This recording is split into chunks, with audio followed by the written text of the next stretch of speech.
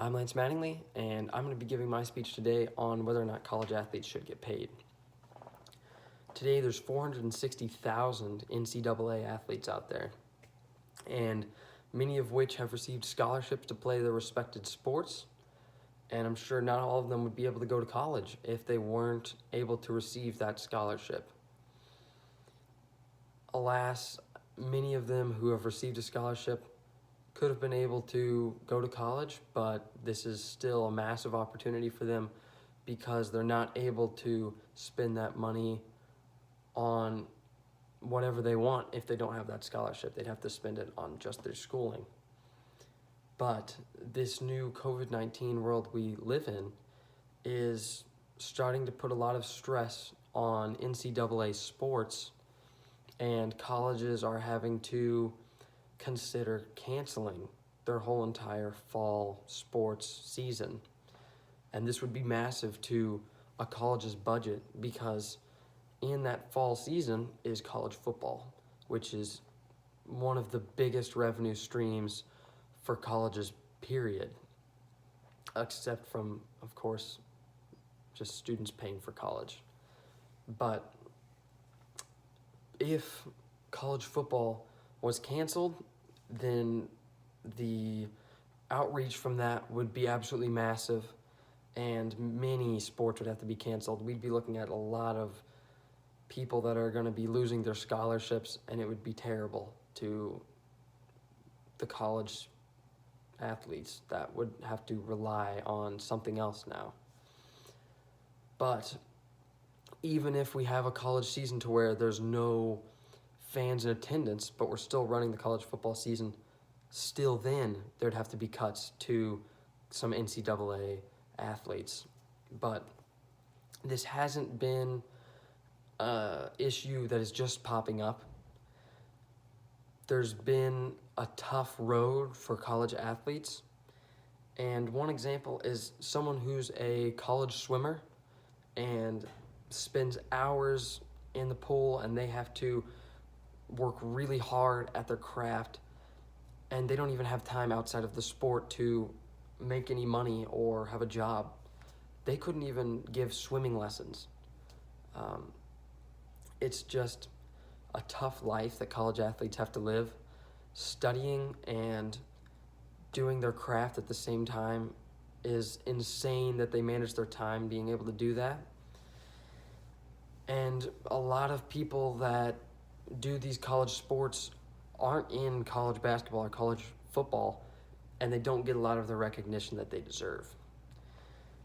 Now, there are people in college basketball and college football that have been able to make an under-the-table deal to make money and get almost a salary from their college to be able to set aside Duke or Kentucky and go to a smaller college and try and put them on the map to be able to revitalize a program. This has been done before in 2017 with Colin Sexton. He was found his mother was getting some money. She was getting a salary of $5,000 a month. They gave his brother a job, high-paying job, almost $170,000 a year, even though he didn't have any qualifications to get that job. And this happens so much more than we think. College athletes are constantly getting paid to be able to go to their college and trying to lure bigger names into a smaller level college that's trying to put their sports team on the map. Okay. Now, this has been a bigger problem now more than any time ever, because in the 80s and the 90s, there was the golden age of college basketball where players would come in and play for 4 years, get their degree, and then go to the league. But now that the NBA has a much higher salary give out, they're able to give out much bigger salaries to lower named guys. People go straight to the league now. So fans of college basketball and college football and college sports in general have almost just become fans of a team because you're not able to watch the same player for 4 years. It's just you get 1 or 2 years of watching a player and they're out. So a big name college player is basically someone who's just getting ready for the next step. And an example that has kind of tainted the NCAA and made players a little bit afraid of having to go to the NCAA and get their salary, get their under-the-table deal, is James Wiseman. He was the number 1 prospect in last year's NBA draft, and he's about to go into the draft in the coming months. And his stock is a little bit tainted because he went to Memphis and took an under-the-table deal from their coach, Penny Hardaway, and it came back to bite him because it was found out, and his season was suspended. He was not able to play college basketball this year, and NBA scouts weren't able to see all of his flaws and pros, and they weren't able to get a full read on him, and now it looks like he might lose a lot of money slipping in the draft because of this. This example has led to 4 of the top prospects for college basketball for the NBA deciding to go straight to the NBA G League, where they will spend their time, instead of college basketball, making a salary of $250,000 to $500,000 a year, which is completely safe, and they'll get straight scouting from NBA scouts who are already there because that's their G League team. And it's put a lot of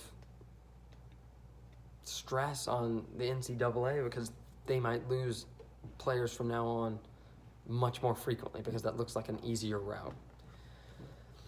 Now, to fix this, you have to realize that you can't pay everyone and you can't pay every sport because the revenue that you get from these sports is just not the same. And a lot of people don't even realize that aside from Power 5 conferences, the college football teams and the college basketball teams for sports in colleges don't even make money. There's not even revenue for teams that aren't the biggest names.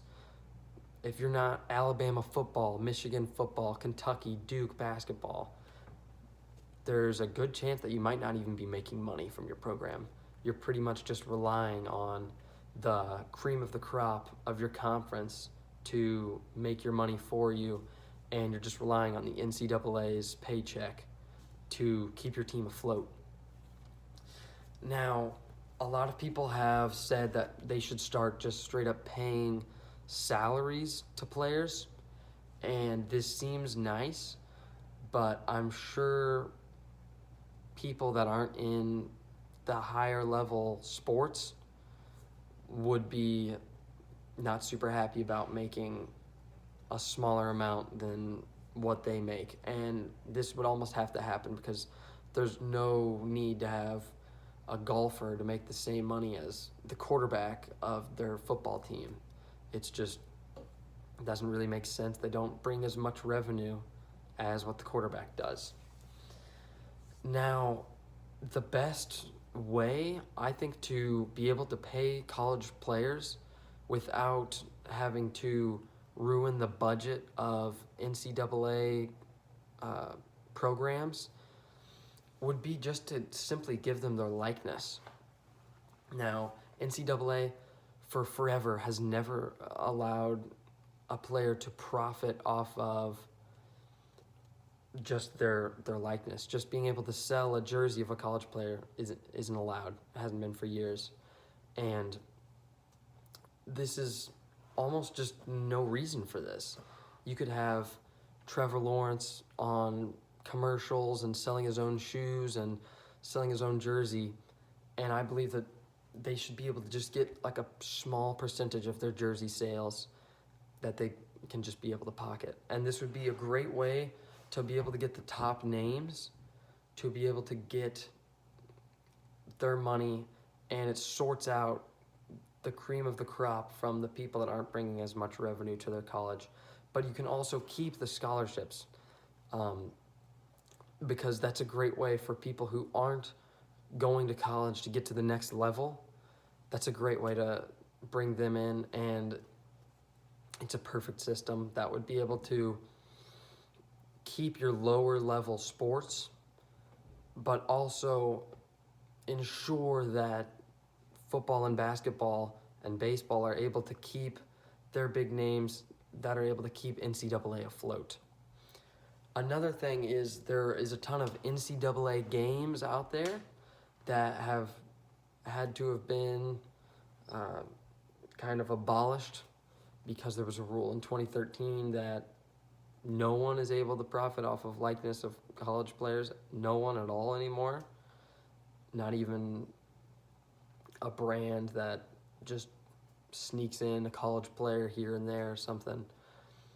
That's banned. And the NCAA gets some money from the video game makers to be able to have the likeness of the NCAA players. And to do that, the players would get a small bonus. This is what happens in NBA 2K and Madden. Each player gets a bonus for being able to be in that game, for giving them the likeness for having them in that game. And this would be a great way for some players to be able to just get a little bit of money for being in a game. And this wouldn't only affect basketball and football. There's also NCAA games for just sports out of nowhere, in diving and swimming and golf and track. There were NCAA games for that. And as a cross-country runner who has kind of lived in the shadow of football for forever, I think that this is a great way to be able to benefit from still having my scholarship, still being able to get a scholarship for cross-country.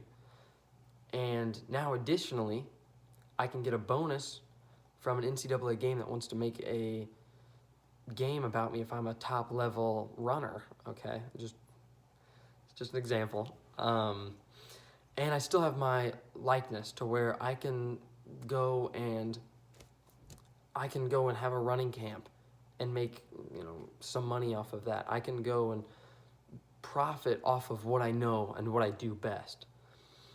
And I'd still be the bottom of the barrel on this deal. I still wouldn't be getting as much as the football and basketball players are. And I'm fine with that because it's better than what it is now. And I think overall this is just a great way to be able to help college athletes from top to bottom. Everyone from cross country to football would be able to profit off of this.